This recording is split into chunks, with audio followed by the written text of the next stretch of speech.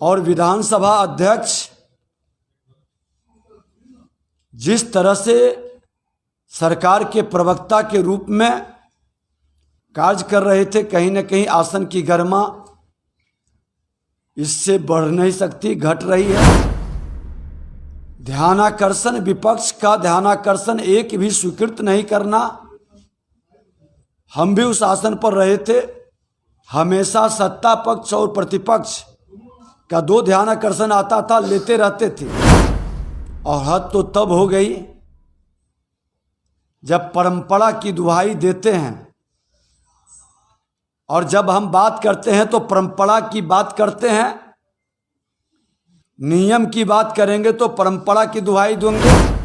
आपने उप मुख्यमंत्री के लिए कई कमरा को तोड़ करके मॉडर्न कार्यालय बना सकते हैं। हमारे उप मुख्यमंत्री जिस कार्यालय में बैठते थे, आपने उसको बाथरूम बना लिया। कल का दिन माना जाएगा विधायिका को कमजोर करने का। माननीय मुख्यमंत्री जी की जो प्रवृत्ति है, पूरे 5 दिन के शीतकालीन सत्र में दिखाई पड़ा। प्रतिपक्ष की आवाज को दबाने का, यहां तक कि प्रथम दिन जिस तरह से विधायकों को अपमानित करने का और जिन शब्दों का उपयोग करना, अमर्यादित भाषा और जो तेवर, बड़ा ही दुखद और दुर्भाग्यपूर्ण रहा। विधानसभा के आसन को जिस तरह से सत्ता में बैठे लोग प्रभावित कर रहे थे, और विधानसभा अध्यक्ष जिस तरह से सरकार के प्रवक्ता के रूप में कार्य कर रहे थे, कहीं न कहीं आसन की गरिमा इससे बढ़ नहीं सकती, घट रही है। आसन पर विश्वास बरकरार रखना और मर्यादा का पालन करना आसन पर बैठे लोगों की जिम्मेवारी है। आसन पर बैठे लोग पार्टी से ऊपर होते हैं, सरकार से हटकर पक्ष प्रतिपक्ष दोनों का संरक्षक होते हैं। जिसकी कमी दिखाई पड़ी, और हद तो तब हो गया जब 5 दिन के इस सत्र में ध्यानाकर्षण, विपक्ष का ध्यानाकर्षण एक भी स्वीकृत नहीं करना। हम भी उस आसन पर रहे थे, हमेशा सत्ता पक्ष और प्रतिपक्ष का दो ध्यानाकर्षण आता था, लेते रहते थे। किसी दिन विषय की महत्ता को देख करके निर्णय लेते थे, लेकिन ये पूरे सत्र में प्रतिपक्ष का एक भी ध्यानाकर्षण नहीं लेना, कार्य स्थगन पर सुनने के लिए तैयार नहीं। इतना हंगामा के बाद कार्य मंत्रणा समिति की बैठक नहीं बुलाना, और हद तो तब हो गई जब परंपरा की दुहाई देते हैं, और जब हम बात करते हैं तो परंपरा की बात करते हैं, नियम की बात करेंगे तो परंपरा की दुहाई देंगे। अब परंपरा की दुहाई जब उनको आभास कराते हैं तो अपनी व्यवस्था को बताते हैं। आज हमारे मुख्य सचेतक का जो कार्यालय जब से विधानसभा बना है, और नेता प्रतिपक्ष के बगल में मुख्य सचेतक का कार्यालय है, आपने उसको सत्ताधारी दल के एक सचेतक को दे दिया। हमेशा नेता प्रतिपक्ष के सामने मुख्य सचेतक होता है। ये बहुत ही गलत वातावरण बनाया गया। 100 वर्ष का बिहार विधानसभा का शताब्दी वर्ष हमने मनाया। एक तरह से हेरिटेज बिल्डिंग है। आपने उप मुख्यमंत्री के लिए कई कमरा को तोड़ करके मॉडर्न कार्यालय बना सकते हैं, व्यवस्था कर सकते हैं। परंपरा और नियम को छोड़कर हमारे उप मुख्यमंत्री जिस कार्यालय में बैठते थे, आपने उसको बाथरूम बना लिया। कोई फैसिलिटी सुविधा नहीं देते थे। माननीय मुख्यमंत्री नीतीश कुमार जी, आपने कुर्सी के लिए कितना समझौता किया। कुर्सी के लिए नियम के विपरीत, परंपरा से हटकर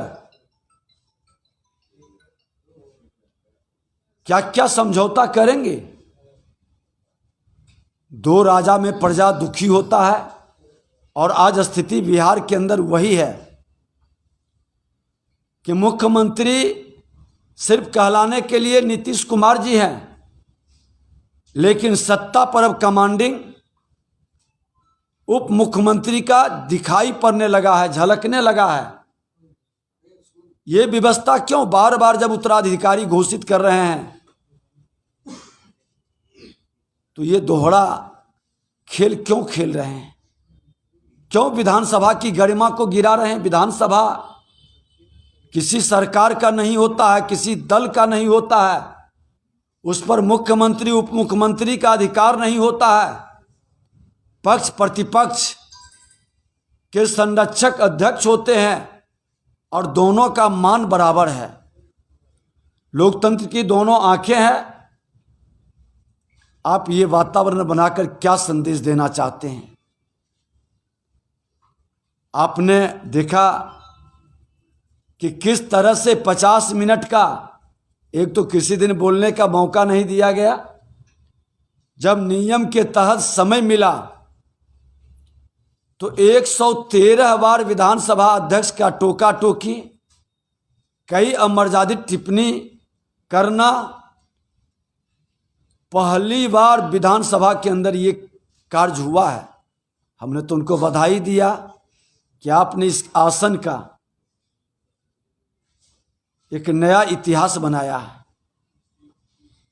और आने वाला पीढ़ी जब ये पढ़ेगा और देखेगा तो तय करेगा